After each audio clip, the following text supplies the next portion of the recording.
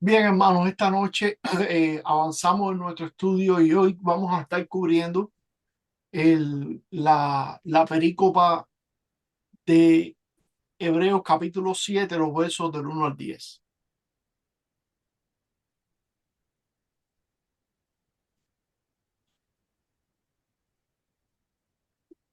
La semana pasada, o en el estudio anterior, concluimos justo la porción anterior y quiero comenzar esta noche leyendo particularmente los dos últimos versículos porque creo que nos van a dar contexto para el resto del texto de esta noche.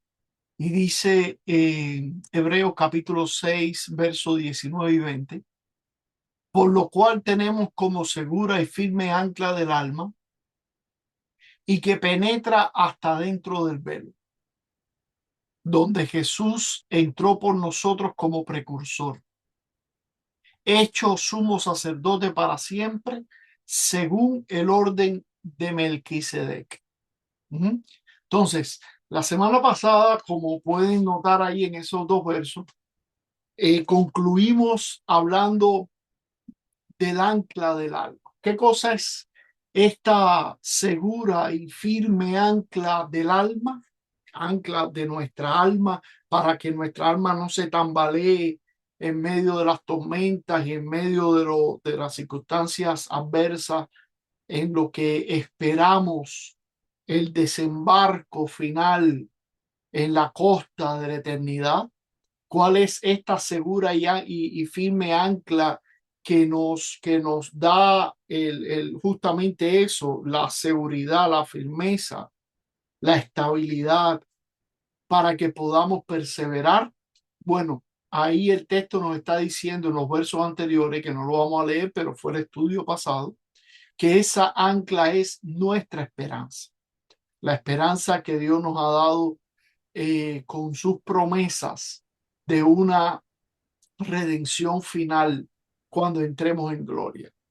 Y esta esperanza, esta ancla firme, se nos dice que penetra hasta dentro del velo, donde Jesús entró por nosotros, y aquí es donde queremos poner la atención, dentro del velo. Recuerden el velo ese que se rasgó, que separaba el lugar santo del lugar santísimo, donde habitaba la presencia de Dios en el templo judío, ¿verdad? Ese velo que solo podía entrar el sacerdote una vez al año para hacer expiación por los pecados de él y del pueblo.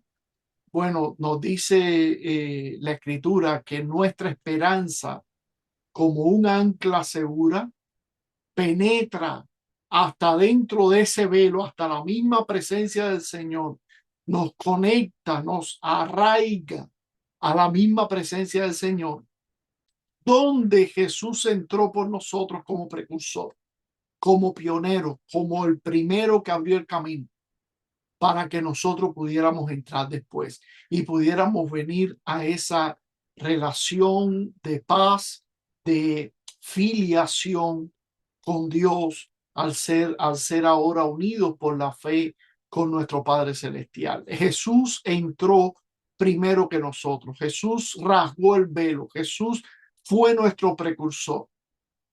Por eso es que Pablo aquí dice, hecho sumo sacerdote para siempre, Jesús, quien fue hecho sumo sacerdote para siempre según el orden de Melquisedec, porque justamente eso es lo que un sacerdote en la religión judía hacía, mediaba, era el conector entre Dios y el pueblo pecador. Dios santo, el pueblo pecador, no puede haber comunión entre un Dios santo y un pueblo pecador, un hombre, una mujer que peca, no puede tener ninguna clase de vínculo con Dios.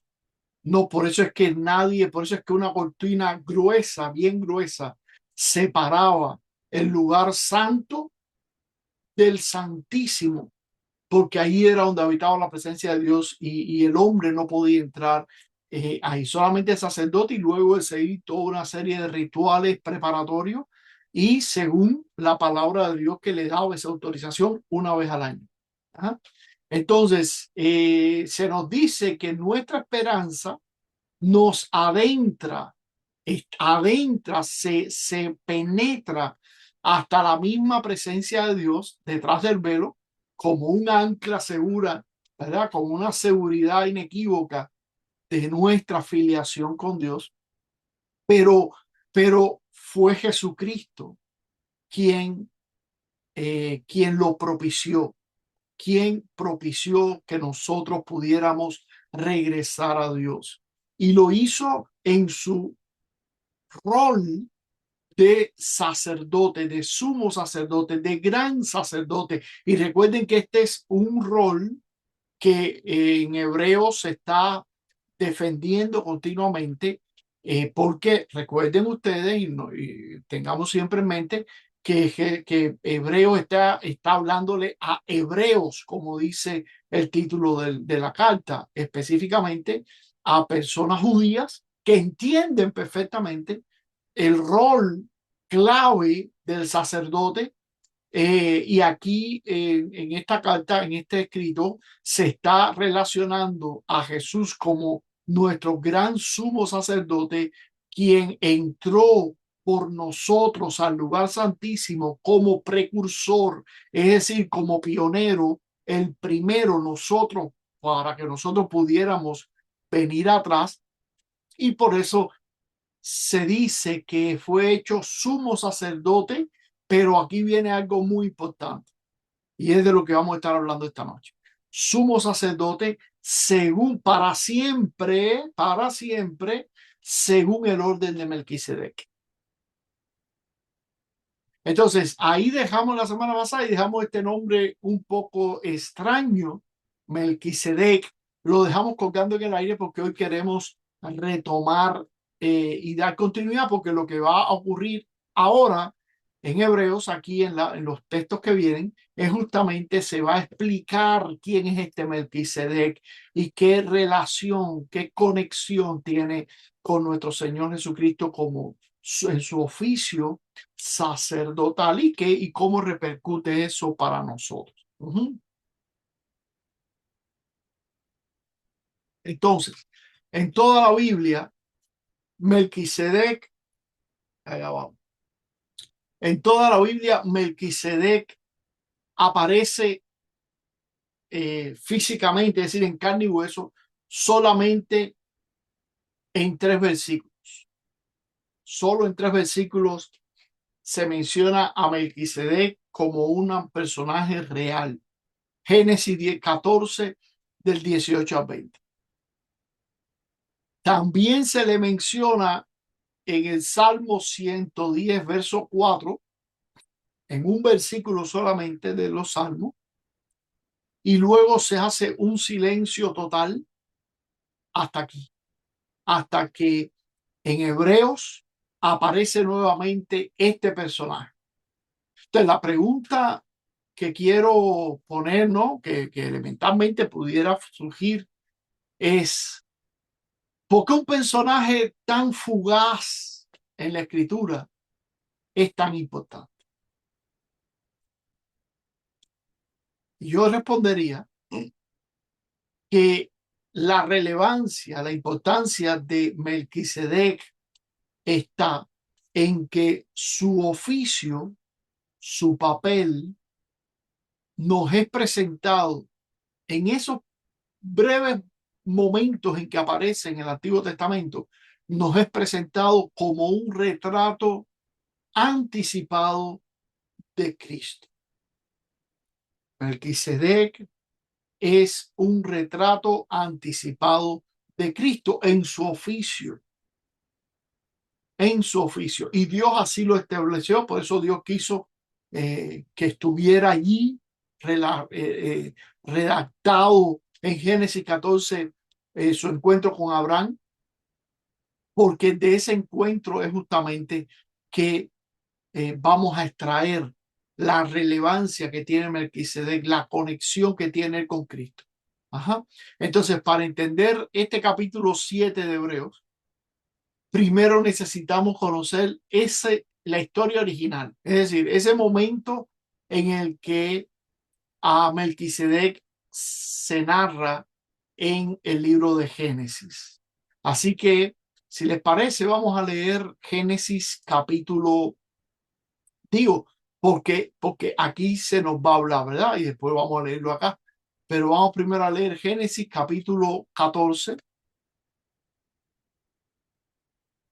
los versos 17 a 20. Son apenas 4 versos. Melquisedec bendice a Abraham. Cuando volvía de la derrota de Kedorlaomer y de los reyes que con él estaban, salió el rey de Sodoma a recibirlo al valle de Sabe, que es el valle del rey. Entonces Melquisedec, rey de Salem y sacerdote del Dios Altísimo, sacó pan y vino y le bendijo, y diciendo: bendito sea Abraham del Dios Altísimo, creador de los cielos y la tierra. Y bendito sea el Dios Altísimo que entregó tus enemigos en tu mano. Y le dio a Abraham los diezmos de todo. Ahí está. Esa es la única alusión que tenemos de Melquisedec en la Biblia, en toda la Biblia. Ahora, ¿qué está hablando Génesis? Está narrando ese momento. Si has leído la historia, muy probablemente ya te ubicas, pero si no, igual te voy a dar el contexto. Lot, el sobrino de Abraham, vivía en Sodoma, fue tomado prisionero cuando 4 reyes invasores saquearon Sodoma, se llevaron muchas cosas y entre ellos se llevaron a Lot, que era un hombre pudiente, sobrino de Abraham. Cuando Abraham se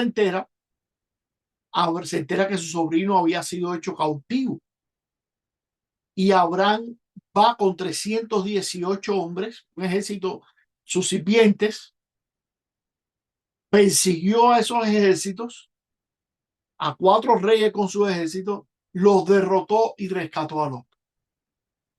Cuando regresa del botín, de la victoria, ya con el botín y con todo lo que había obtenido, le sale al encuentro este personaje misterioso, Melquisedec, quien aquí se nos dice que es rey de Salem y sacerdote del Dios Altísimo.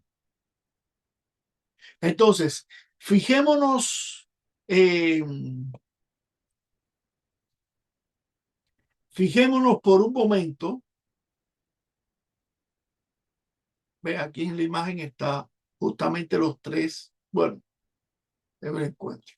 Ahora, fijémonos por un momento en los 2 títulos con los cuales se describe a Melquisedec: rey de Salem y sacerdote del Dios Altísimo.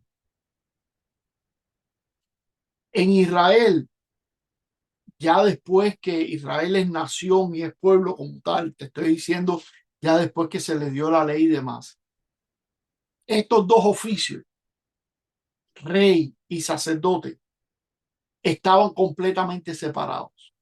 Es decir, los reyes venían de la tribu de Judá, la línea davídica, ¿verdad? David no fue el primer rey no fue David, pero fue el gran rey, el gran paradigma de rey de la línea de Judá. Y todos los reyes subsiguientes venían de esa línea de Judá. Y los sacerdotes venían de otra tribu, la tribu de Leví, que era la línea de Aarón, quien fue el primer sacerdote. ¿Ah? Nadie podía ser ambas cosas. Una persona no podía contener el oficio de rey y a la misma vez ser sacerdote. No lo podía hacer.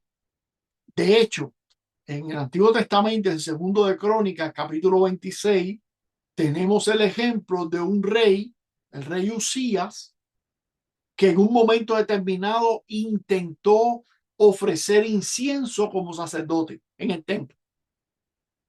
Bueno, Dios lo hirió con lepra. ¿Por qué? Porque no le era permitido a un rey oficial de sacerdote como no le era permitido un sacerdote oficial de rey. Sin embargo, Melquisedec, siglos antes de que esa definición fuera establecida, siglos antes, une legítimamente los dos oficios, rey de Salem y sacerdote del Dios Altísimo, en una sola persona. Entonces, no sé si te suena a alguien esta unión de estos dos oficios legítimamente en una persona. Ajá. ¿Qué hace Melquisedec, este rey sacerdote?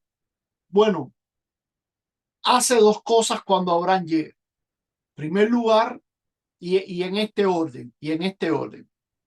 En primer lugar, bendice a Abraham y luego recibe el diezmo del botín. Pero déjenme leer porque ahora me doy cuenta que no leímos los textos, los versículos aquí de Hebreo, los dos primeros versículos. Por favor, leámoslo un momentico. Hebreos 7, 1 y 2. Porque este Melquisedec, rey de Salem, sacerdote del Dios Altísimo, que salió a recibir a Abraham, que volvía de la derrota de los reyes, y le bendijo, a quien asimismo dio a Abraham los diezmos de todo, cuyo nombre significa primeramente rey de justicia y también rey de Salem, esto es rey de paz. Entonces, volvemos al comentario que estaba haciendo. ¿Qué es lo que hace Abraham? Perdón, Melquisedec. Aquí se nos dice, primero bendice a Abraham y luego recibe de Abraham el diezmo del botín que había obtenido en la guerra. Entonces, bendecir y diezmar. Ajá. Mantengamos esos dos términos, esos dos verbos ahí, mantengámoslo en la mente, porque eso es clave para entender esta porción del texto bíblico que hoy estamos estudiando. Bendecir y diezmar. Y aquí hay un detalle hermoso. Uno esperaría que el sacerdote bendijera a Abraham antes de la batalla, que le deseara éxito, tú sabes, en la contienda que iba a enfrentar, pero no, lo bendice después cuando regresa victorioso. Entonces, quiero solamente resaltar esto porque la bendición no fue en este caso un amuleto para conseguir la victoria. Fue la declaración de que la victoria ya había sido otorgada por Dios, había sido un don de Dios. Y eso es importante. O sea, eso es un Abraham, anticipo de lo que ocurre después de la resurrección. perdón, Eso no sería un anticipo después de lo que ocurre en la resurrección, que el Padre dice lo mismo que dijo en la transfiguración: este es mi Hijo amado, yo te he engendrado hoy. O sea, porque ocurre después de la victoria también, ¿no? ocurre después de la victoria. De la Tú me estás victoria de hablando de la Cristo. bendición. O sea, que la victoria de Cristo después de la muerte, en su Sí, resurrección, él dice: toda autoridad me ha sido dada en los cielos y en la tierra, y ajá, ahí el Padre lo engendra. Yo te he engendrado hoy.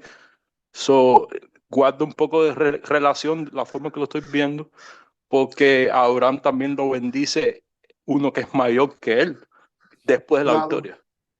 Claro, yo entiendo lo que tú me dices, pero más bien yo te animaría a que miraras después de la resurrección, después de la victoria, que miraras las últimas palabras que recoge justamente el Evangelio de Lucas.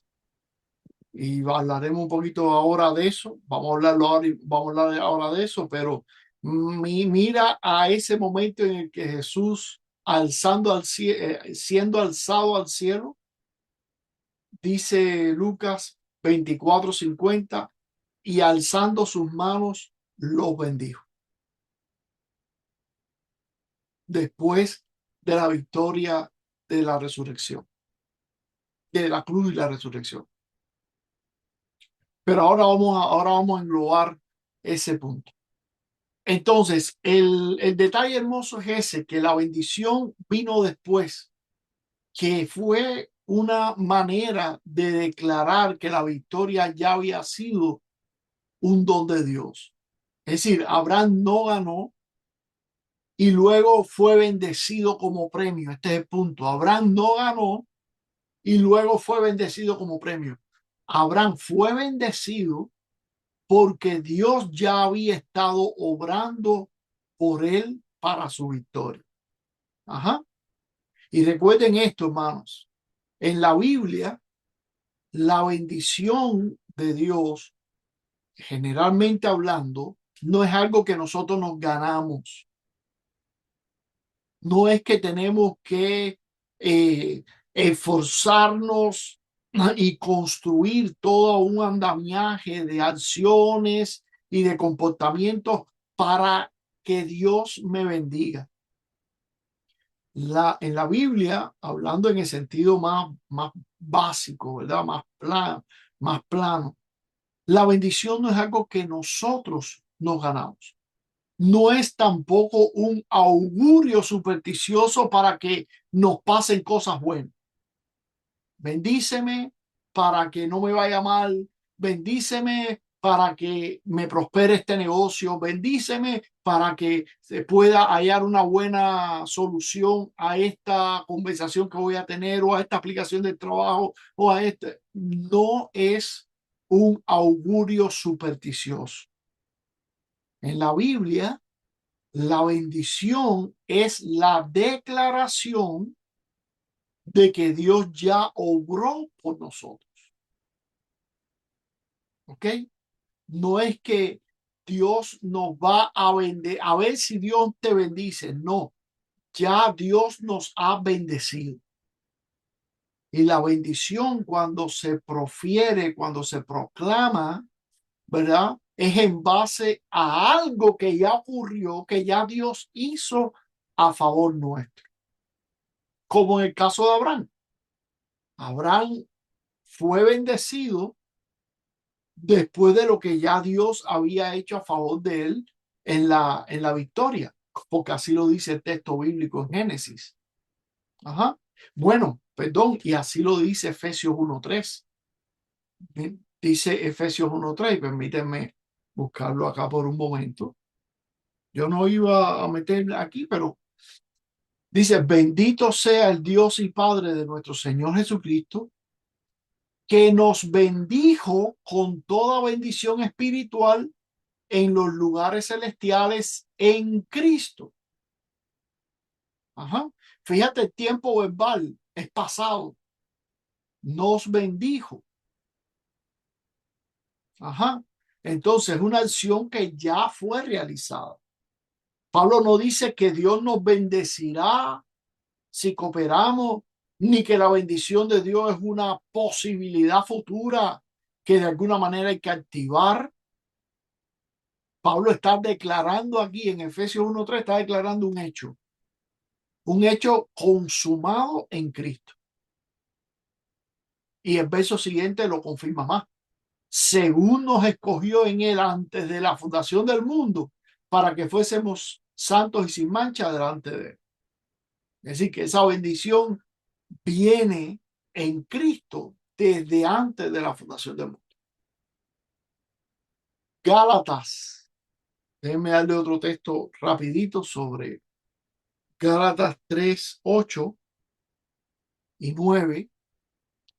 Y la escritura, previendo que Dios había de justificar por la fe a los gentiles, dio de antemano la buena nueva a Abraham, diciendo, en ti serán benditas todas las naciones de la tierra. Verso 13 y 14 ahora. Cristo nos redimió de la maldición de la ley, hecho por nosotros maldición, porque escrito está, maldito todo aquel que es colgado en un madero, para que en Cristo Jesús la bendición de Abraham, esta que Dios de antemano ya le había dado a Abraham, alcanzase a todos los gentiles, a fin de que por la fe recibiéramos la promesa del Espíritu. Entonces, la bendición no es algo que se gana, es algo que viene por fe, no por obras de la ley, ¿verdad? No es magia, no está fundado en un evento fortuito. La bendición está anclada en un hecho histórico concreto que es la cruz, que es lo que Cristo hizo por nosotros en la cruz, ¿verdad? Entonces, cuando nosotros decimos somos bendecidos o Dios bendícenos, estamos hablando en base a que venga a colación en nuestras vidas lo que ya Dios hizo por nosotros en Cristo. La victoria, para usar el término de Abraham en su batalla, la victoria que ya Dios en Cristo logró por nosotros, o Cristo logró por nosotros, ¿verdad? Que esa victoria sea ratificada, sea reafirmada, sea consolidada en nosotros como una obra terminada. La bendición es una obra terminada. Y ahí uso el texto que comenté hace un momentico de Lucas 24. Déjenme un momentico aquí buscar aquí. Lucas 24, verso 50.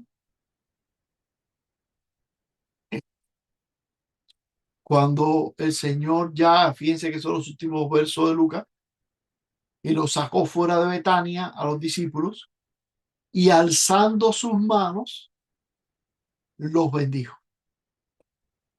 Es decir, Jesús los está bendiciendo, como decíamos hace un momento, Josué los está bendiciendo después de que la obra ya está terminada. Su crucifixión y resurrección. Alzó sus manos y los bendijo. Y noten que ese es el mismo gesto que el pastor produce en la bendición final del culto. Ajá.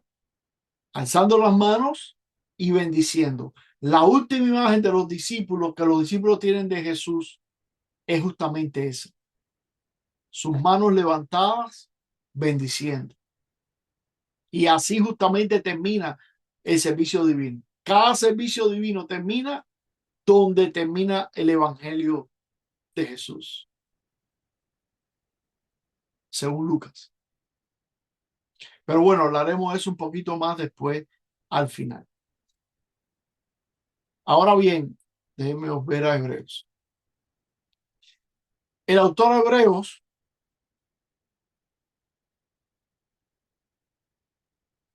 no solo mira lo que Melquisedec hizo, que fue bendecir a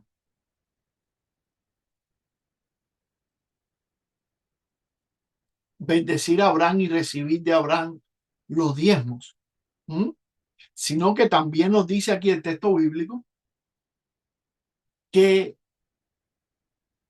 nos aborda, nos profundiza un poco más en el nombre de este personaje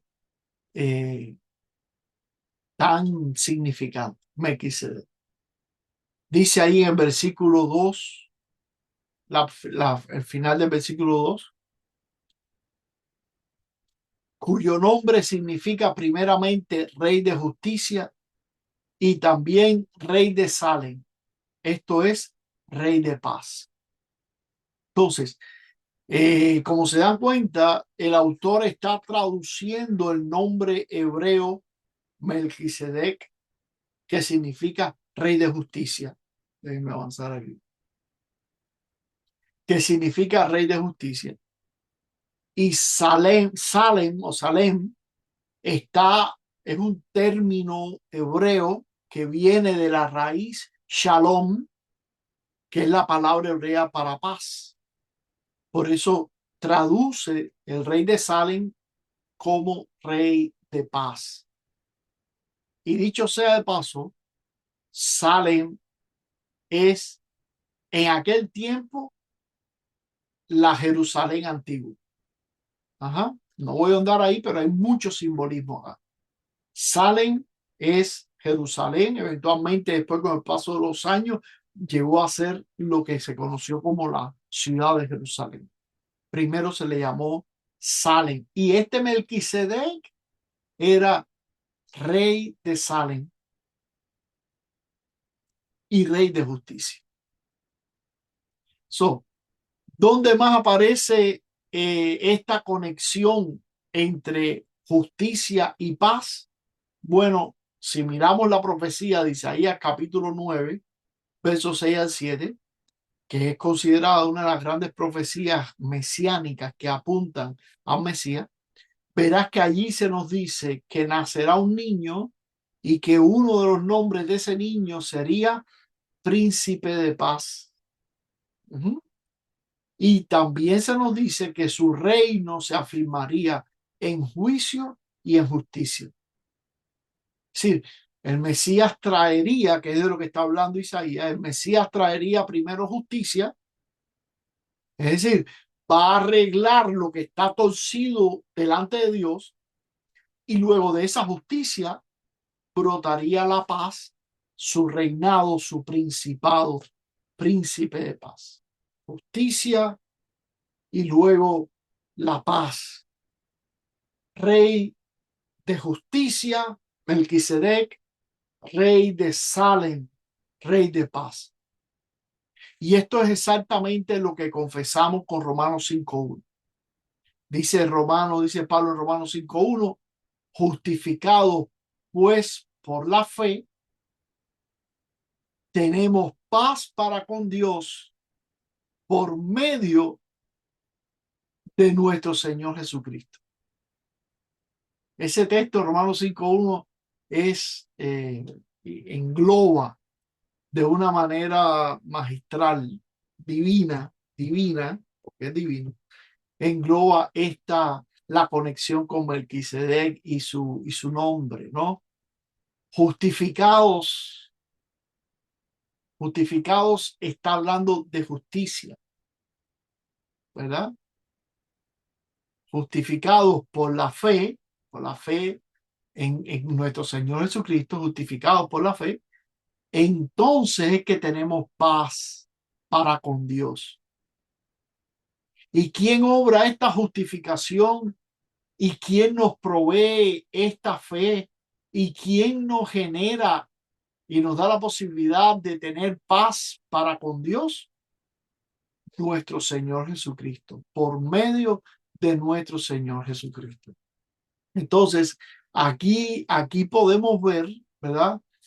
Esa conexión de Cristo como en su función sacerdotal, como aquel rey de justicia, Melquisedec, quien arregla lo torcido entre nosotros y Dios, ofreciendo su propia vida en sacrificio expiatorio para satisfacer toda la justicia penal que pesa sobre nosotros, Cristo satisfacerla en la cruz.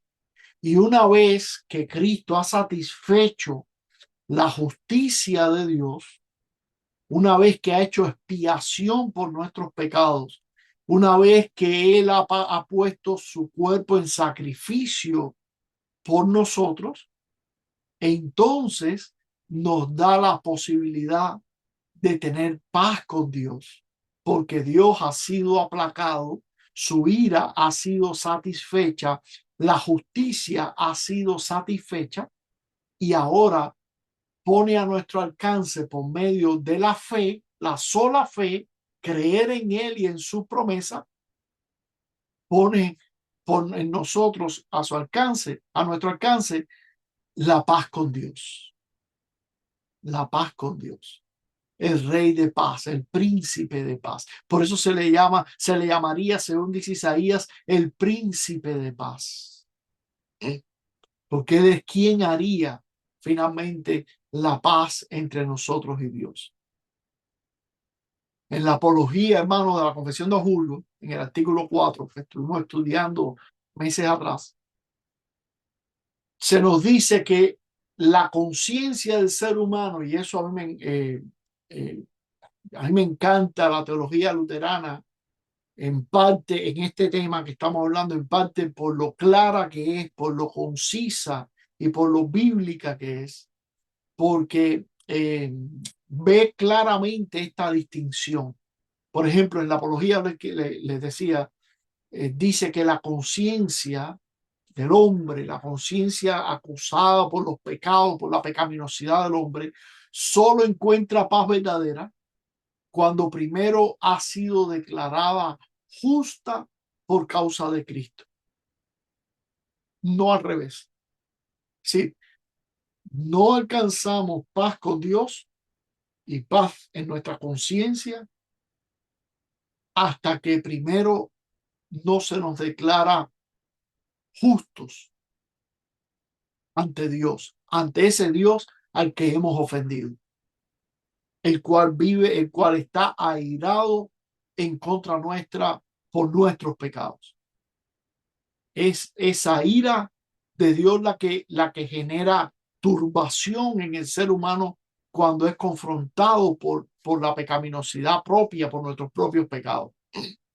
Pero esa paz con Dios solo llega cuando primero el problema es tratado y resuelto. Y eso se trata por Cristo en la cruz. Y la justicia de Cristo nos es imputada por la fe. Y cuando somos declarados justos, una vez que creemos en Cristo, es entonces que llega la paz. En otras palabras, no hay paz con Dios sin justicia. No hay paz con Dios sin arreglar el problema del pecado entre el hombre y Dios. Y ese problema del pecado entre el hombre y Dios, el hombre no lo puede arreglar. Y esa es la gran desgracia del hombre. No lo puede arreglar. La justicia que se requiere para que haya paz con Dios, nosotros no la podemos fabricar, ni portándonos bien, ni siendo los más altruistas de que pueden existir. No podemos.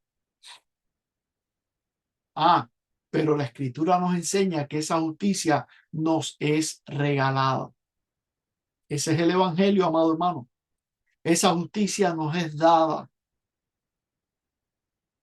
en base al sacrificio de Cristo en la cruz. Y cuando creemos en Cristo, somos entonces declarados justos delante de Dios y venimos a la paz con Dios. Entonces, grabémonos en nuestra mente este orden. Primero la justicia, luego la paz.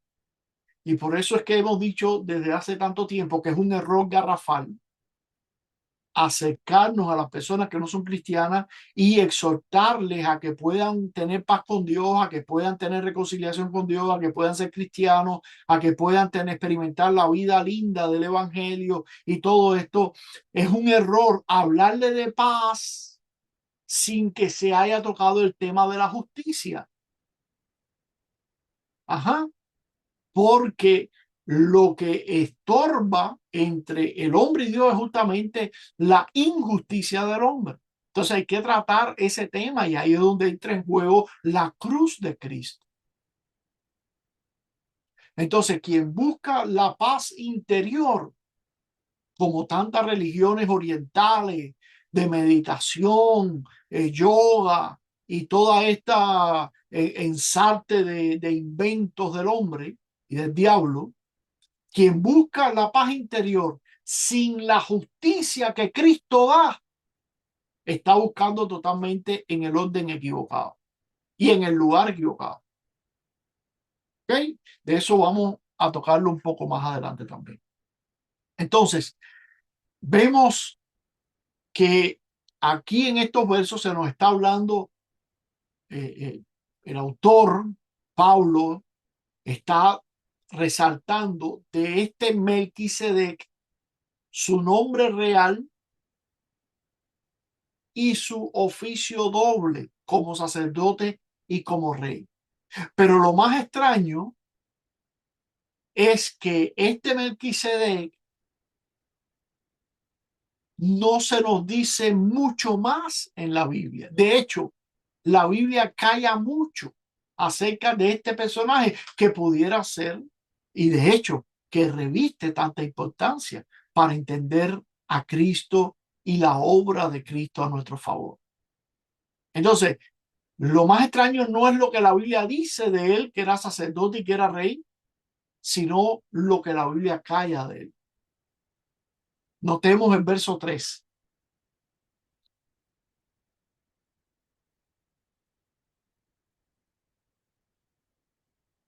Sin padre, sin madre, sin genealogía, que ni tiene principio de días ni fin de vida, sino hecho semejante al Hijo de Dios, permanece sacerdote para siempre. ¿Era Melquisedec un ángel? Digo, por esa descripción que se da. ¿Era una aparición de Cristo antes de encarnarse? Esa era una pregunta que yo tenía Ujú. sobre ese pasaje, porque siempre me quedó la duda si era o un ángel o una aparición de Cristo o era un hombre real. Siempre he tenido ese... Está claro. Bueno, te voy a responder que no era un ángel, ni tampoco era una aparición de Cristo antes de encarnarse, una teofanía, como pudiera llamársele. No. Para entenderlo, tenemos que un poquito ubicarnos en el hecho de que en el mundo antiguo la genealogía lo era todo. Y tanto más cuando uno quería ejercer una función ministerial en la religión judía. Es decir, tu lista de antepasados definía tu identidad, definía tu posición social, definía tu herencia. Y esto es lo más decisivo. Definía tu derecho a un oficio eh, litúrgico, un oficio ministerial. Sí, una persona podría ejercer cierto oficio sacerdotal, ministerial, en dependencia de su genealogía. Es decir, de dónde venía él. Por ejemplo, un sacerdote de Israel tenía que demostrar por documentos que descendía de Leví.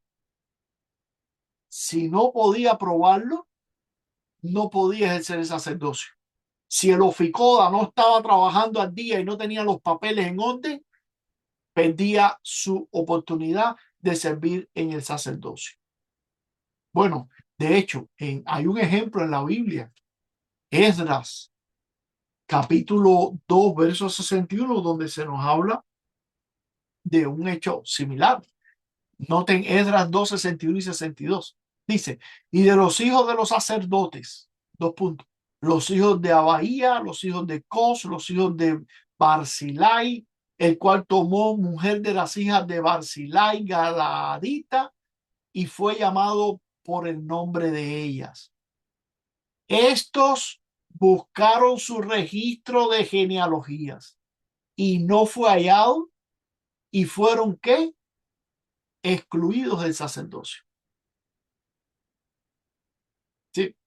Estaban ejerciendo el sacerdocio sin evidencia documental de que ellos provenían de la línea levítica.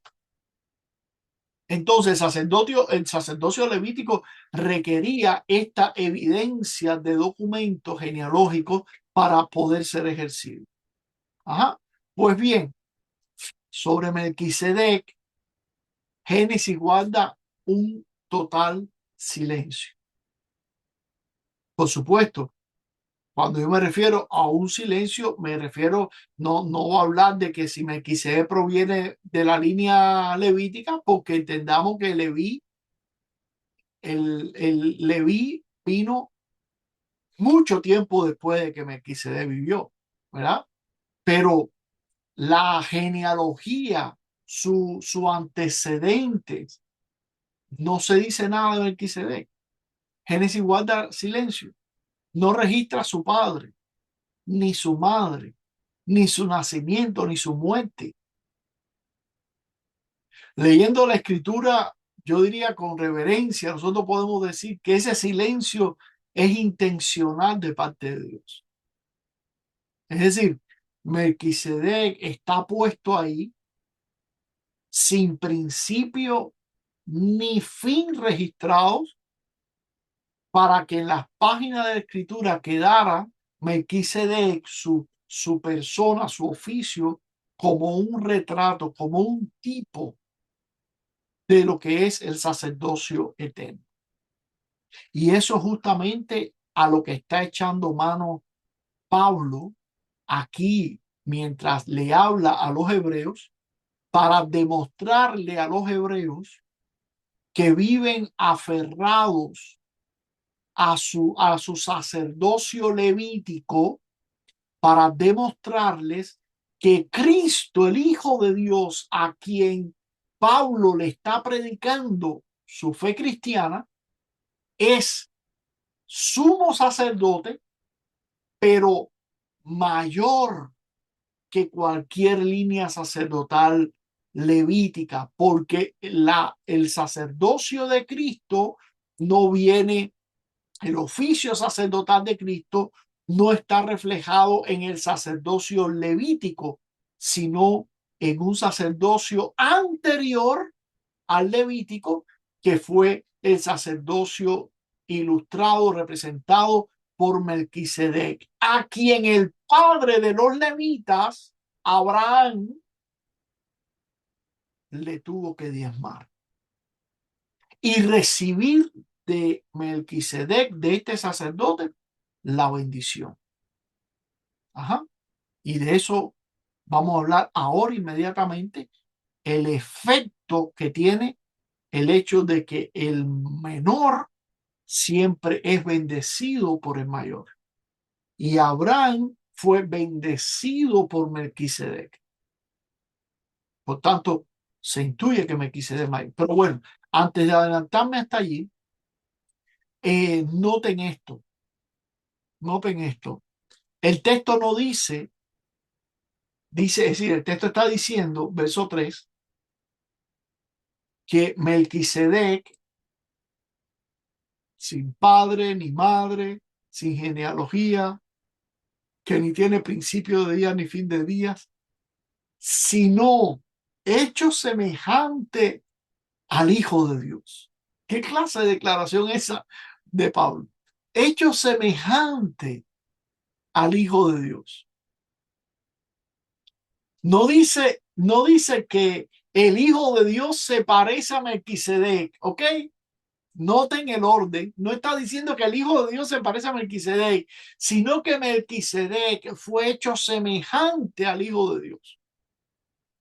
Lo que O sea, significa lo que la Biblia está diciendo ahí es no presten tanta atención a la genealogía de la sombra. Presta atención a lo que está apuntando esa genealogía. Eso es prácticamente, ese personaje que está apuntando a Cristo, porque entonces podemos deducir que el silencio intencional del autor es parte del diseño inspirado del texto, como para claro. presentar una figura del sacerdocio eterno de Cristo, no porque Ajá. Melquisedec fuera eterno o fuera un ángel o No, fuera una teofanía, nada de eso. no, para nada, para nada. Pero bien dices que el sacerdocio levítico bien es una sombra del sacerdocio de Cristo, si se quiere ver. ¿Y por qué digo yo una sombra? Porque la sombra eventualmente pasa cuando llega la realidad, ¿verdad? La sombra deja de existir cuando llega la realidad. Si podemos mencionar que el sacerdocio levítico es una sombra, y de hecho evidentemente lo es, una sombra del sacerdocio de Cristo, es en este sentido, en el sentido de que cuando Cristo apareció y ejerció y ejerce su función sacerdotal, ya la sombra deja de tener sentido y es ahora la realidad la que prevalece, ¿verdad? Pero de Melquisedec no podemos decir que es una sombra. No podemos decir que una sombra, porque se nos dice de Melquisedec que permanece sacerdote para siempre. Entonces, el sacerdocio de Melquisedec no da lugar al sacerdocio de Cristo, sino que el sacerdocio de Melquisedec fue hecho semejante al sacerdocio de Cristo. Fue hecho una copia, diría, preliminar, anticipada de lo que el modelo es, de lo que Cristo ejercería en su sacerdocio. Cristo es el modelo, Melquisedec es la imagen. Ajá. Eso es importante tenerlo en mente para entender el papel sacerdotal de Cristo, reflejado o ilustrado en Melquisedec, apenas con la poca información que tenemos, pero notemos que esa poca información es justo lo que Dios quiere resaltar. Un sacerdote que no tiene registro de nada, del cual no hay registro genealógico, ni de defunción, ni de nacimiento, de nada, ¿verdad? Pero que se nos dice que fue hecho semejante al Hijo de Dios y que permanece sacerdote para siempre. Esa es la conclusión del versículo. Permanece sacerdote para siempre. Y este término permanece, déjenme leerle en en el léxico Lounaida, lo que significa ese término griego, permanecer, menó, significa permanecer, continuar, seguir existiendo, seguir en existencia. ¿Ves? Por eso digo que no es una sombra, sino que ese sacerdocio permanece, continúa en existencia, continúa activo sin interrupción. Sí, el sacerdocio de Melquisedec nunca fue transferido a un sucesor. Sí, no hay registro de que muriera, no hay registro de que alguien lo reemplazara, como si ocurría con el sacerdocio levítico. Su ministerio quedó, dice la Escritura, sin interrupción. Sin interrupción. Y quédense con esa expresión, sin interrupción, porque un sacerdocio que no se interrumpe, que no cierra, que no caduca o que no toma vacaciones, por decirlo de alguna manera coloquial, es este sacerdocio que ni la muerte lo puede cortar. Y al final vamos a ver qué significa eso para nosotros cualquier día de la semana a las 3 de la mañana, cuando no puedes dormir. Vamos a ver qué significa el sacerdocio sin interrupción. Ajá. Entonces, básicamente hasta el verso 13 nos está dando ese retrato de Melquisedec. Sin padre, sin madre, sin genealogía, sin principio ni fin de días, que permanece para siempre. Y ahora el autor nos dice, nos pide hacer algo. Nos dice, verso 4, considerad. Es decir, detengámonos a mirar cuán grande era este hombre. Considerad. Y vamos a ver por qué eso importa. Vamos a leer los versos 4 al 7. Considerad, pues, cuán grande era Melquisedec, a quien aún Abraham, el patriarca, dio diezmo del botín. Ciertamente los que de entre los hijos de Leví, que es el otro sacerdocio, los que de entre los hijos de Leví reciben el sacerdocio, tienen mandamiento de tomar del pueblo los diezmos según la ley, es decir, de sus hermanos, aunque estos también hayan salido de los lomos de Abraham. Pero aquel cuya genealogía no es contada entre ellos, tomó de Abraham los diezmos y bendijo al que tenía las promesas. Y sin discusión alguna, dice Pablo, sin discusión alguna, el menor es bendecido por el mayor. Entonces, considerad cuán grande era este. Y eso es una invitación que nos hace el autor a hacer un ejercicio mental, a comparar a Melquisedec con el hombre más grande de Israel. Y en este caso estamos hablando de Abraham, ¿verdad? Abraham no era cualquier persona. Sabemos que Abraham es el patriarca, el padre fundador del pueblo de Dios. Aquel hombre a quien Dios le había dado las promesas. Y sin embargo, en este encuentro que aquí narra, ¿quién quedó por encima? ¿Quién luce más grande? Bueno, dos argumentos para afirmar la superioridad, la grandeza de este Melquisedec sobre Abraham. Primero el diezmo, ¿verdad? Ahí los versos 4 y 5 dice claramente que Abraham le dio el diezmo del botín. Ahora, los sacerdotes levitas, era propio del sacerdocio levítico, tenían que cobrar, según la ley exigía, tenían que cobrar el diezmo del pueblo. Eso lo mandaba la ley. Número 18, 21 24, ahí lo describe perfectamente. Y ese derecho que ellos tenían para cobrar el diezmo al pueblo venía de ese documento legal, ¿verdad? Que lo exigía. Pero Melquisedec no tenía ningún mandato legal. No aparecía en ninguna genealogía autorizada.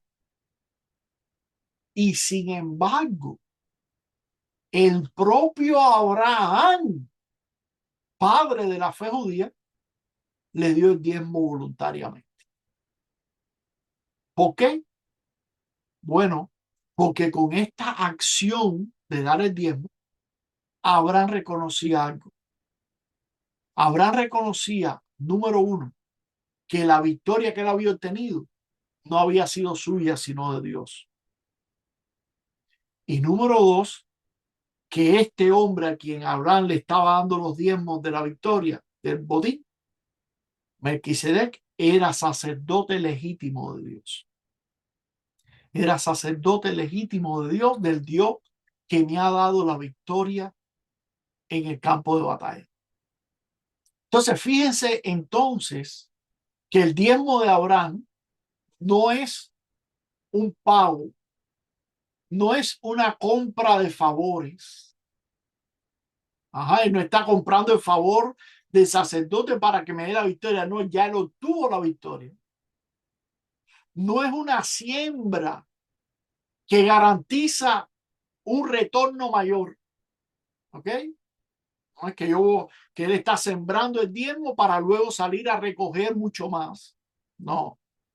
Es un reconocimiento de que Dios ya me bendijo y esto lo confieso devolviéndole una parte de lo que Él me ha otorgado. Igual de esa idea, hermano, porque al final, si nos da tiempo, vamos a tocar un poquito acerca del sentido de nuestras ofrendas. Entonces, el primer argumento para que usa aquí la escritura para describir la grandeza y la superioridad de Melquisedec es que Abraham le dio el diezmo. Y eso es algo muy significativo. Y el segundo argumento es la bendición. La bendición, ahí en los versos 6 al 7, tomó Abraham, dice, y bendijo al que tenía las promesas, y sin discusión alguna, el menor es bendecido por el mayor. Es decir, Melquisedec bendijo al que tenía las promesas, en este caso Abraham. Y aquí Pablo apela a un principio que él da por indiscutible. Dice, sin discusión alguna, y este es el principio en la mentalidad hebrea y bíblica también. El menor es bendecido por el mayor. Y en la escritura, quien bendice siempre está por encima de quien recibe la bendición. Es decir, por encima no es en un sentido de, eh, no de arrogancia, sino de rol, de función. Por ejemplo, el padre es quien bendice a sus hijos. El rey es el que bendice al pueblo. Nunca al revés. Génesis 27, segundo de Samuel 6, 18. Entonces, la conclusión inevitable a donde Pablo lleva este argumento es que si Melquisedec bendijo a Abraham, entonces Melquisedec es mayor que Abraham, porque el mayor es el que bendice al menor. Y si Melquisedec es mayor que Abraham, este es el argumento de Pablo, y si Melquisedec es mayor que Abraham, entonces Melquisedec es mayor que todos los descendientes de Abraham, incluidos los sacerdotes levitas. ¿Pueden ver el argumento? Incluidos los sacerdotes levitas. Y el autor tiene un contraste más, y es la diferencia entre los que mueren y el que vive. Porque justo en verso 8 va a decir, y aquí ciertamente reciben los diezmos hombres mortales, pero allí uno quien se da testimonio de que vive. Lo que hablaba ahorita de que no pasa el sacerdocio de Melquisedec, no es sombra porque no pasa, no muere, vive. Aquí, este aquí se refiere al sistema levítico, que es lo que está hablando en el contexto. Reciben los diezmos hombres que mueren, es decir, cada sacerdote levita, por tanto, aunque fuera un hombre muy santo, iba a envejecer e iba a morir, y otro invariablemente iba a tomar su lugar. Pero allí, y se está refiriendo ahora al caso de Melquisedec, allí lo reciben aquel de quien se da testimonio de que vive. Ajá. Ahora, se dice de que vive, y volviendo a tocar la inquietud de Neisy ahorita, no porque no haya muerto finalmente, no porque Melquisedec no haya muerto, sí fue un personaje histórico, sí fue, según la información que es la escasa que ya hemos visto que tenemos, pero eventualmente tiene que haber muerto. Ahora, aquí se dice de que vive no porque no haya muerto, sino porque su sacerdocio real como rey, como sacerdote, no fue de ninguna manera interrumpido por su muerte, como si lo fue el sacerdocio de los levitas. Por eso el sacerdocio levítico requería una sucesión continua de sacerdotes, una transferencia constante del oficio sacerdotal. Un sacerdote moría, venía otro, pero no así el sacerdocio de Melquisedec, ya que su sacerdocio, repito, era un retrato del sacerdocio que Cristo ejerce. Ajá, era el retrato de lo que Cristo ejercería eventualmente como sacerdote. Y en este sentido, por eso se dice que se da testimonio de que vive. ¿Vive por qué? ¿Por qué se da testimonio de que ese sacerdocio de Melquisedec vive? ¿Por qué Pablo quiere que sus oyentes entiendan y comprendan que el sacerdocio de Melquisedec vive? Bueno, vive porque en Cristo vive, porque Cristo es el cumplimiento pleno del sacerdocio de Melquisedec. Y Cristo vive para siempre. Y Cristo continúa después de su resurrección ejerciendo su labor sacerdotal. Y es lo que se está queriendo resaltar aquí en esta perícopa. Entonces, el punto para nosotros es el contraste entre un sacerdocio de hombres mortales, levítico, frente a un sacerdocio que está marcado por la vida. Es decir, todo ministerio humano, judío, levítico, se interrumpe con la muerte del sacerdote y con la sucesión. Se interrumpe en la persona del sacerdote que muere. El de Cristo no. El de Melquisedec no. Ajá. Entonces ahí se está mostrando por la escritura la superioridad, ¿verdad? Y queda un último argumento, y Pablo lo presenta diciendo ahí en el versículo 9 y 10. Y por decirlo así, en Abraham pagó el diezmo también Leví, que recibe los diezmos, porque aún estaba en los lomos de su padre cuando Melquisedec le salió al encuentro.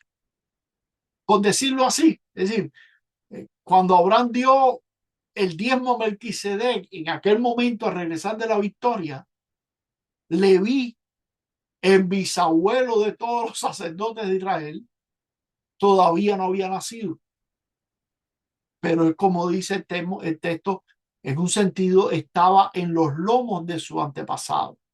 Sí, estaba en Abraham, contenido en Abraham. Y según la manera bíblica de pensar, el antepasado contiene a su descendencia. Es decir, lo que Abraham hizo como cabeza de la familia en el momento en el que él vivió, lo hizo en representación de todos los que saldrían de él. Ajá. Es lo que pasó, es lo que pasó con Adán. Entonces, el punto aquí es este. El mismo Leví, cuya tribu cobraba diezmos de Israel y cuya tribu ejercía todo el liderazgo espiritual de la nación de los judíos, el mismo Leví que estaba que en el contexto del culto judío era la élite dirigente del culto judío. Bueno, Leví pagó el diezmo a Melquisedec a través de Abraham. El cobrador, Leví, el que cobraba de Israel, el cobrador, resultó ser el pagador. Resultó ser el que pagaba. Y todo el sacerdocio levítico, hermano, antes de existir, antes de que el primer levita existiera, antes que Aarón existiera, ya se habían inclinado ante el sacerdocio de Melquisedec. Y eso es lo que Pablo está resaltando. Ajá. Entonces, se me acabó el café, pero juntemos todas las piezas ahora un poquito de lo que hemos hablado y preguntémonos qué nos dice todo esto acerca de Cristo. Porque yo creo que es la primera, lo más importante que debemos mirar hoy. Todo lo que Génesis dibuja de Melquisedec, el Evangelio lo cumple en Cristo.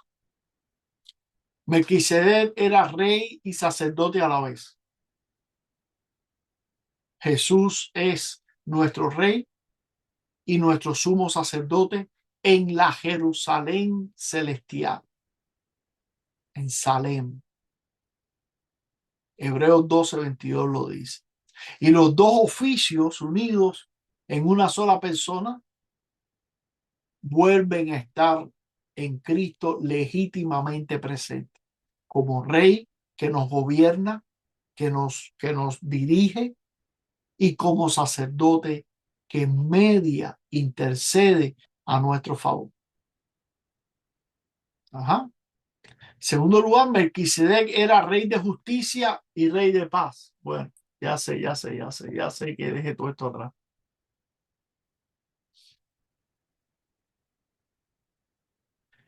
Dejémoslo por aquí después. Melquisedec era rey de justicia y rey de paz. Igual Jesús.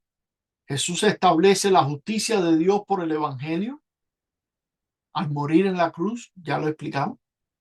Y de esa justicia, de ese acto expiatorio de Cristo en la cruz, brota nuestra paz. Ajá, Él es nuestro Rey de justicia y Él es nuestra paz. Melquisedec bendijo a Abraham y recibió su ofrenda, su diezmo.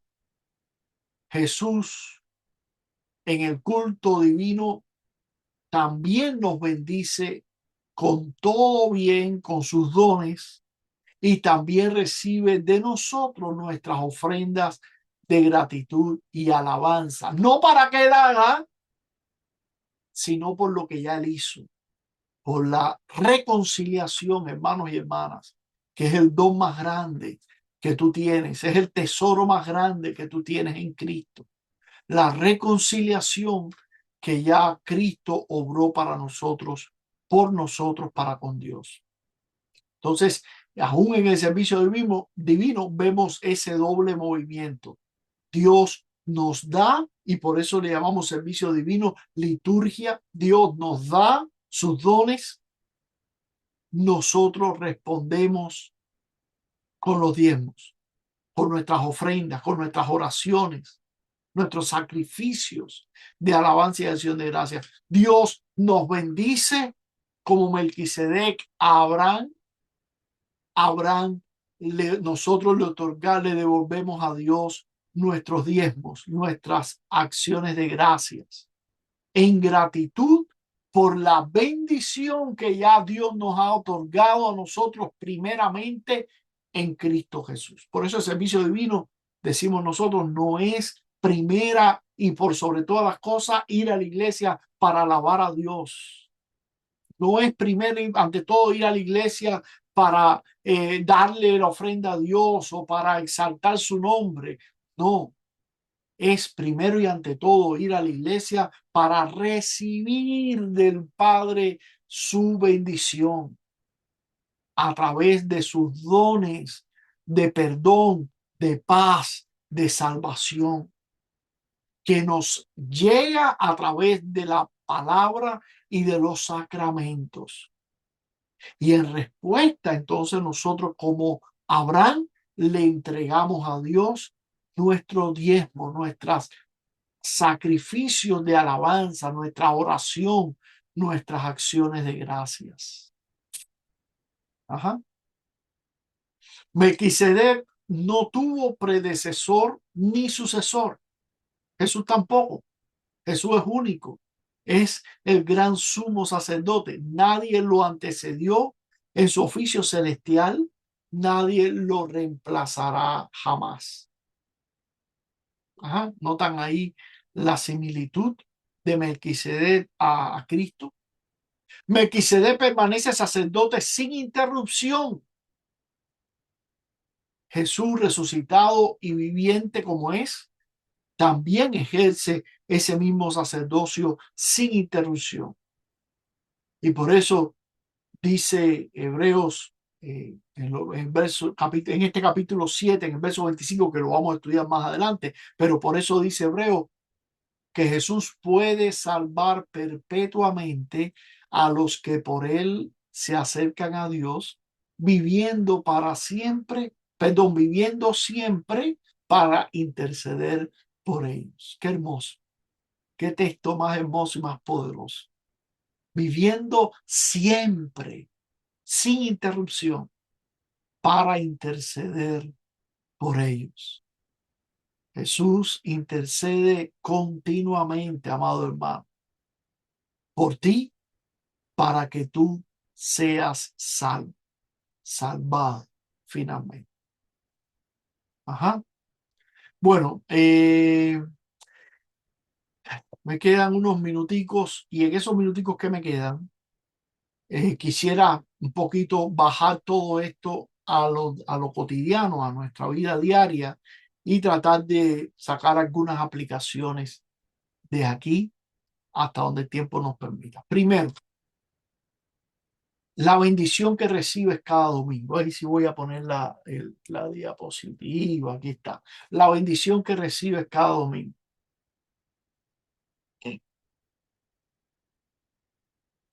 Esas imágenes ya se lo he dicho que lo hago del programa ese que estoy usando para hacer estas imágenes, que lo hace solo, pero saca unas imágenes muy bonitas.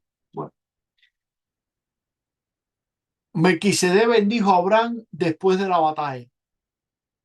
La bendición declaraba en un sentido lo que ya Dios había hecho. Ya eso lo dijimos. Bueno, cada domingo, hermano, al final del culto, cuando el pastor, yo en este caso, o en otra congregación, el pastor levanta las manos y pronuncia la bendición arónica, porque eso es lo que pronunciamos nosotros, es que está contenida en número 6, 24, 26. El Señor te bendiga y te guarde. Eso no es un deseo piadoso que yo tengo, que el pastor expresa para contigo. No es una despedida bonita para cerrar el culto. No, esa bendición tienes que verla como Cristo mismo. Y acuérdate que el pastor funge en lugar de Cristo en el oficio divino. Cristo mismo, tu sacerdote y tu rey, quien está poniendo su nombre sobre ti, quien está declarando lo que ya es tuyo gracias a su muerte en la cruz y a su resurrección. Esa bendición ya te pertenece a ti, ya es tuya, porque Cristo murió y resucitó para ello, ¿verdad? El mayor bendice al menor. Tú sales de la iglesia bendecido por alguien que es mayor que tú, Cristo. Entonces, recíbelo así. Recíbelo con la cabeza inclinada. Eso es algo que tenemos que aprender de la ceremonia. Cuando se da la bendición, tú que estás allí en el pueblo sentado, tú bajas tu cabeza, unes tu mano y bajas tu cabeza en señal de que alguien mayor que tú está impartiéndote esa bendición. Pero mantén el corazón abierto. ¿Ok? Con esto quiero decir que no lo recibas como una rutina, que no estés pensando, ya se va a acabar el culto, ahora voy a salir de aquí, tengo que hacer esta diligencia, tengo que hacer esta otra, tengo que quedarme para el escuela dominical, pero no sé si me dé tiempo. No, detente, no, echa fuera todos esos pensamientos. Recibe como el mayor, como Cristo, quien te está en ese momento final del servicio, tal cual él finalizó su carrera ministerial aquí en la tierra, bendiciendo a sus discípulos. Él te está bendiciendo a ti en virtud de su sacrificio en la cruz y de los dones que te ha otorgado ya a través de la palabra y de la Santa Comunión en el servicio divino. Entonces, unes tus manos, inclinas tu cabeza y recibes con tu corazón abierto la bendición, esa palabra final del servicio que te va a acompañar el resto de la semana. Ajá. Una segunda cosita que podemos sacar de acá, una segunda aplicación. Si andas buscando paz en tu vida, en tu conciencia, si por las noches te cuesta trabajo dormir, y no encuentras esa paz, revisa el orden, revisa el orden. Si pretendes buscar esa paz en otras cosas, en la televisión, en las actividades X, en las compras, en el consumismo o en cualquier otra cosa. Recuerda esto, el mundo te puede ofrecer paz, te puede ofrecer distracción, pero esa paz no tiene justicia.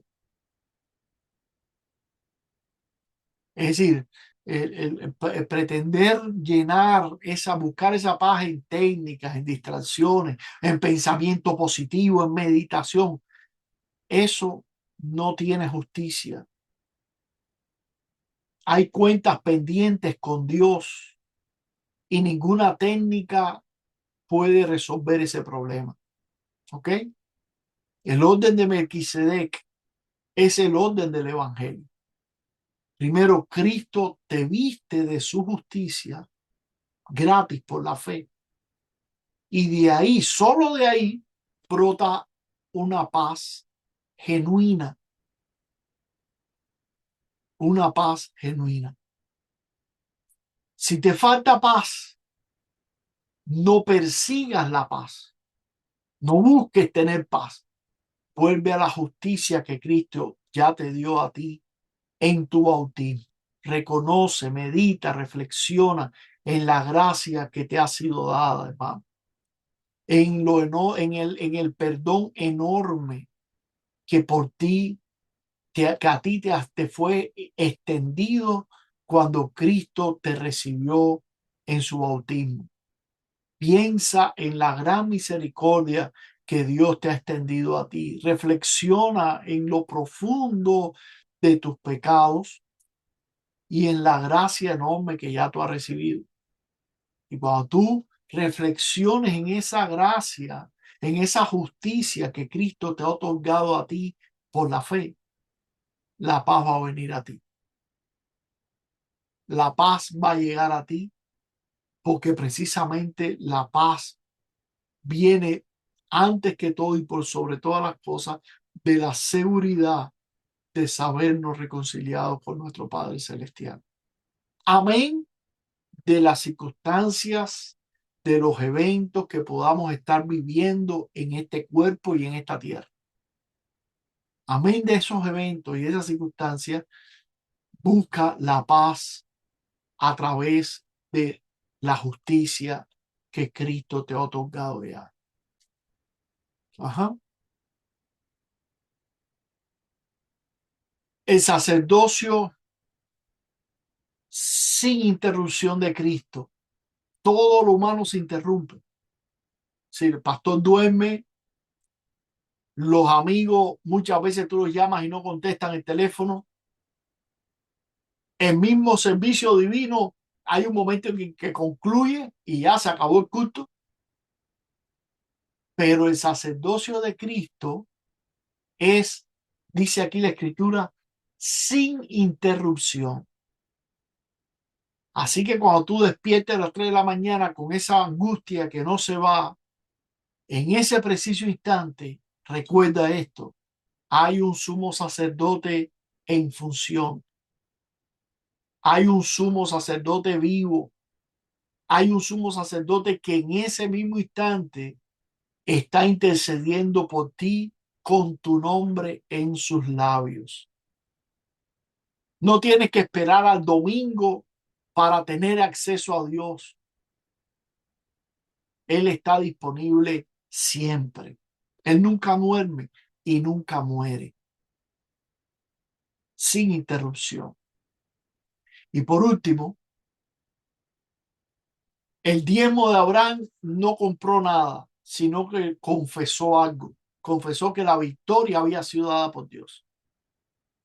Lo mismo, hermano, ocurre con nuestras ofrendas cada domingo. Cuando nosotros traemos al altar nuestros diezmos, nuestras ofrendas, no son la cuota del club, no es una propina para Dios, no es un soborno para que nos vaya bien en la semana. Ajá. Y como dije anteriormente, no es una siembra para recoger una cosecha mayor. Ese no es el sentido de las ofrendas y del diezmo de Dios. Son la respuesta de aquel que se siente, que se sabe, que se conoce, que ya ha sido bendecido. Ujú. Dios te da primero, nosotros devolvemos una parte como una confesión pública de que todo lo que nosotros tenemos es por su gracia y viene de su mano. Así que esta semana, cuando tú prepares tu ofrenda, hazlo precisamente mirando atrás. ¿De qué batalla Dios te trajo de regreso? Como Abraham, ¿verdad? ¿De qué batalla Dios te trajo de regreso? Hay una, por sobre todo, del pecado, de la destrucción, del reino de las tinieblas, te trajo al reino de la luz. Bueno, ya ahí tenemos una razón más que suficiente para traer nuestra ofrenda de gratitud al Señor. Pero quizás hay batallas más, otras batallas en tu vida diaria reciente que también son motivo de gratitud para Dios. Y permite que tu ofrenda diga lo que dijo la de Abraham. El Dios Altísimo me entregó la victoria. El Dios Altísimo me entregó la victoria. Amén. Terminemos entonces, hermanos, con una oración en esta noche. La semana que viene vamos a ver, es decir, hoy hemos visto quién es Melquisedec, hemos visto cuán grande es este sacerdote, ¿verdad? Sin embargo, queda una pregunta que queremos abordar. Si el sacerdocio levítico, que es el que se está contraponiendo aquí al de Melquisedec, si el sacerdocio levítico era tan bueno porque Dios lo instituyó, ¿verdad? ¿Por qué hizo falta otro sacerdote de otro orden? Y eso es lo que vamos a ver en los versos siguientes. Porque ese va a ser el Pastor, razonamiento de Pablo. una observación que tuve, si me permiten un momentico, de Sí. ley y evangelio en ese pasaje que Ajá, ajá. estudiamos. Porque, o sea, la ley nunca fue fundamento de la justificación, ¿no? Su función era para revelar el pecado y para conducir al pueblo hacia Cristo. Entonces, Exacto, el evangelio sí revela el propósito de Dios, el propósito eterno de salvar por gracia a través de Cristo, a través del sumo sacerdote. Entonces, para mí es interesante porque Hebreo presenta no solamente a Cristo como un sacerdote mejor que Aarón, lo presenta como el mero cumplimiento del sacerdocio de Melquisedec, ujú, que ujú. está diciéndote el autor ahí superior al Exacto. Levítico. Es una manera de mostrar que el Evangelio no reemplaza un plan fallido, sino que está No, no, cumpliendo un exacto, propósito exacto, eterno de Dios desde el principio. Y es interesante porque el Antiguo Testamento ahí vemos cómo apunta hacia, hacia Dios y fortalece también, por lo menos en lo personal, mi fe, mi certeza de salvación también, porque si mi reconciliación con Dios descansa en el sacerdocio eterno de Cristo y no en un sistema temporal, no, entonces mi confianza es una confianza mucho más absoluta. So, exactamente. es interesante. Exactamente. Es que eso lo conecto, Josué, con justamente el verso de 19 y 20, los versos con los que empezamos esta noche, la cual tenemos como segura y firme ancla del alma, es decir, la promesa de redención que penetra hasta dentro del velo donde Jesús, este sumo sacerdote, entró por nosotros como precursor, hecho sumo sacerdote para siempre, según el orden de Melquisedec.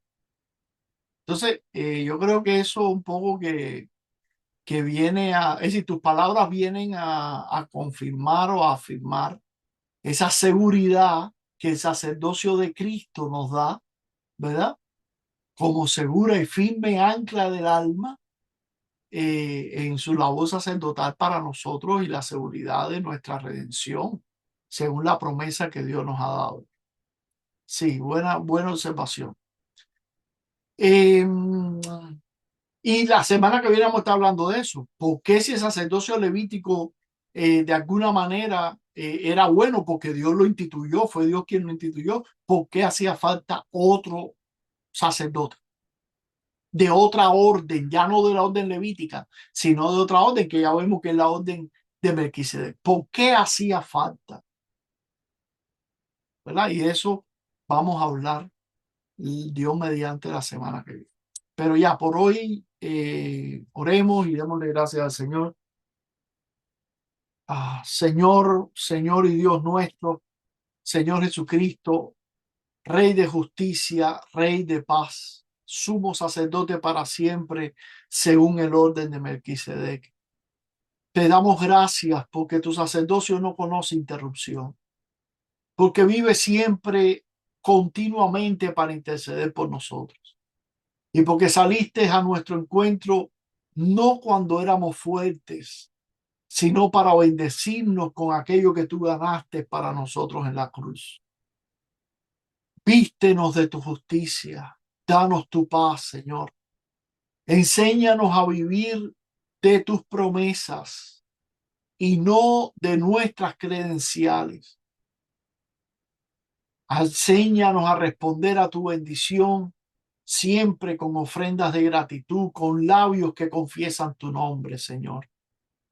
Guárdanos en la fe hasta que veamos tu rostro, tú que vives y reinas con el Padre y con el Espíritu Santo, siempre un solo Dios, por los siglos de los siglos. Amén. Amén. Dios les bendiga, hermanos.